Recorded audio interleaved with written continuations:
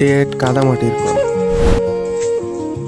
বাবা ছেলে না বলা ভালোবাসার কথা। ধানের জমি প্রস্তুতের জন্য লাঙল দিয়ে হাল চাষ করা হচ্ছে। ছোটবেলা থেকেই বাবা তার নিজের দায়িত্বটা খুব ভালোভাবেই ছেলেকে বুঝিয়ে দিচ্ছে, কিভাবে কি করতে হয়। জীবনের এই বাস্তবতা কখনো না কখনো নিজেকে তার আসল রূপ শিখাতে থাকে।